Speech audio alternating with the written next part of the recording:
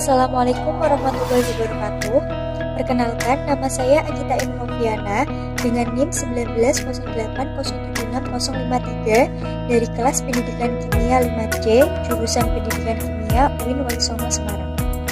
Pada kesempatan kali ini, saya akan merancang pengujian kepolaran senyawa menggunakan bahan-bahan alami yang ramah lingkungan dan mudah didapat. Setelah saya telaah dari berbagai artikel yang pertama, artikel yang ditulis oleh Ena Marlina dan kawan-kawan pada tahun 2019 menyatakan bahwa zat yang bersifat polar atau non-polar dapat dibedakan pada tingkat keelektronegatifannya. Semakin tinggi tingkat keelektronegatifan suatu molekul, maka semakin tinggi pula elektronnya. Asam lemak polar mendominasi asam lemak jenuh dan asam lemak tak jenuh. Sedangkan asam lemak nonpolar mendominasi CJO. CJO adalah senyawa nonpolar lebih jenuh dan stabil, sehingga sulit bagi katalis untuk larut dalam minyak. Hal ini menunjukkan bahwa CJO nonpolar lebih jenuh daripada senyawa polar. Artikel yang kedua, artikel yang ditulis oleh DLZF pada tahun 2018 menyatakan bahwa total senyawa polar dalam sampel minyak ditentukan dengan mengikuti metode standar HPLC. Artikel yang ketiga, artikel yang ditulis oleh Novena Yeti Lindawati dan kawan-kawan pada tahun 2021 menyatakan bahwa lemon atau sitrus lemon merupakan salah satu buah yang mengandung asam nitrat. Asam sitrat memiliki kemampuan mengikat logam berat, salah satunya logam berat tembaga. Asam sitrat dapat membentuk senyawa kompleks dengan logam karena memiliki gugus fungsional COOH dan OH. Menurut Soliha dan kawan-kawan pada tahun 2016. Artikel yang keempat, artikel yang ditulis oleh Fitri Siratantri Mastuti dan kawan-kawan pada tahun 2019 menyatakan bahwa minyak goreng menimbulkan adanya kontak antar minyak udara dan bahan pangan yang digoreng ketika proses penggorengan pada suhu 150-190 derajat Celcius. Minyak dapat terdegradasi karena oksidasi, hidrolisis, polimerisasi selama penggorengan. Minyak goreng yang terdegradasi dapat mempengaruhi kualitas produk pangan yang dapat dilihat dari kandungan total senyawa polar atau TPM minyak goreng yang telah digunakan. Artikel yang kelima, artikel yang ditulis oleh Melia Ferdiana dan kawan-kawan pada tahun 2018 menjelaskan bahwa kulit buah lemon mengandung berbagai macam senyawa yang mempunyai manfaat bagi kesehatan tubuh. 9 jenis senyawa fitokimia diantaranya adalah saponin, alkaloid, flavonoid, anthraquinone, resin, tanin, terpen, steroid, dan fenol. Diketahui terdapat pada ekstrak kulit buah lemon. Selain itu, Elgafar dan kawan-kawan pada tahun 2016 melaporkan bahwa kulit buah lemon mengandung vitamin C dan flavonoid yang tinggi, yaitu masing-masing sebesar 77,64 mg per 100 gram dan 390,75 mg sampel. Pengambilan senyawa flavonoid dan vitamin C pada kulit buah lemon dapat dilakukan melalui proses ekstraksi. Senyawa flavonoid bersifat polar, sehingga dibutuhkan pelarut yang bersifat polar. Efektivitas ekstraksi suatu senyawa oleh pelarut sangat tergantung kepada kelarutan senyawa tersebut dalam pelarut. Sesuai dengan prinsip like dissolve, yaitu suatu senyawa akan terlarut pada pelarut dengan sifat yang sama. Pelarut yang bersifat polar diantaranya adalah etanol, metanol, aseton, dan air. Menurut Sudarmadi dan kawan-kawan pada tahun 1997. Yang keenam, artikel yang ditulis oleh Bustanul Arifin dan Sanusi Ibrahim pada tahun 2018 menjelaskan bahwa flavonoid adalah metabolit sekunder dari polifenol, ditemukan secara luas pada tanaman serta makanan, dan memiliki berbagai efek bioaktif termasuk antivirus, antiinflamasi. Flavonoid terdapat dalam semua tumbuhan hijau sehingga dapat ditemukan pada setiap ekstrak tumbuhan. Flavonoid merupakan senyawa polar, maka flavonoid akan terlarut baik dalam pelarut polar seperti etanol, metanol, butanol, aseton, dimetilformamida, dan lain-lain.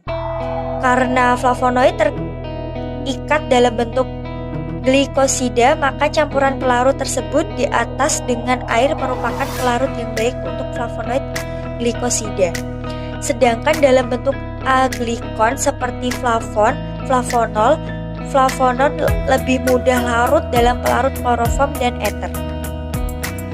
Yang ketujuh, artikel yang ditulis oleh Intan Febiola pada tahun 2018 menyatakan bahwa sifat fisika kimia minyak goreng menurut Ketaren tahun 2012 menunjukkan sebagai berikut. Yang pertama, sifat kelarutannya. Minyak goreng tidak larut dalam air, tapi larut dalam alkohol, karbon disulfid, dietil ether, dan pelarut-pelarut halogen lainnya. Yang kedua, hidrolisanya. Reaksi hidrolisa melibatkan air di dalamnya, sehingga dapat menjadi asam lemak dan gliserol. Yang ketiga, oksidasi. Saat proses oksidasi berlangsung, terjadi reaksi antara oksigen dengan minyak. Yang keempat, hidrogenasi. Proses hidrogenasi bertujuan untuk menumbuhkan ikatan rangkap dari rantai karbon asam lemak pada minyak. Yang kelima, esterifikasi. Proses ini mengubah asam-asam lemak dari trigliserida, hidrokarbon rantai pendek dalam asam lemak menyebabkan bau tengik. Yang kedelapan, artikel yang ditulis oleh Abdullah Kunta Arsa dan kawan-kawan pada tahun 2020 menyatakan bahwa minyak atsiri adalah bagian komponen tanaman yang mempunyai banyak manfaat. Salah satu manfaatnya dalam bidang kesehatan yaitu sebagai antibakteri. Minyak atsiri berupa cairan kental kuning emas mengandung monoterpen dan sesquiterpen. Monoterpen Curcuma aeruginosa terdiri dari menoterpen hidrokarbon, menoterpen alkohol, menoterpen keton, dan monoterpen oksida atau sineol. Dari hasil penelitian ditemukan bahwa minyak atsiri memiliki antimikroba terhadap S. aureus dan E. coli. Minyak atsiri juga adalah minyak yang mudah menguap dan diperoleh dari tanaman penghasilnya.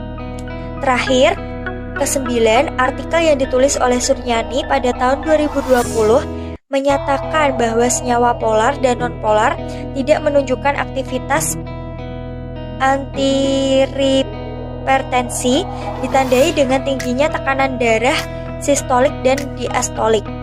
Dan fraksi semipolar mengandung semipolar senyawa tersebut mampu menghambat hipertensi yang diinduksi epinefrin. Dan bahan yang digunakan pada artikel ini adalah yang pertama, bahan yang tidak digunakan. Di sini digunakan air, kemudian lemon, rasan air jeruk lemon, lalu asam cuka atau asam serat, kemudian bensin, dan sedangkan alat yang digunakan yang pertama ada penggaris plastik. Selanjutnya ada botol yang ada sebagai dalamnya menggunakan larutan kimia. Selanjutnya ada wadah sebagai tempat larutan yang sudah dituangkan.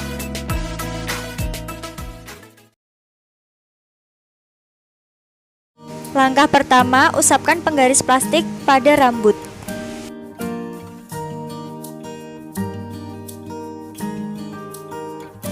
Dituangkan air ke dalam gelas plastik yang sudah dilubangi bawahnya, kemudian didekatkan penggaris plastik kepada air.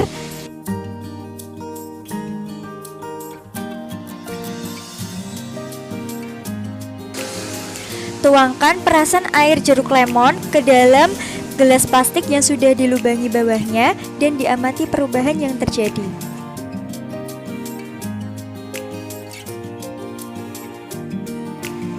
Tuangkan asam cuka ke dalam gelas plastik yang sudah dilubangi bawahnya dan diamati perubahan yang terjadi.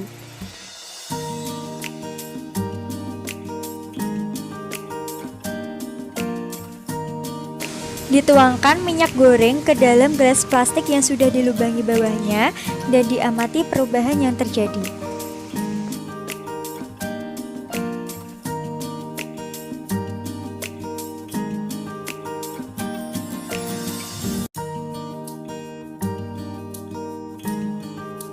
Terakhir, dituangkan bensin ke dalam gelas plastik yang sudah dilubangi bawahnya, kemudian didekatkan penggaris plastik ke dalam bensin dan diamati perubahan yang terjadi.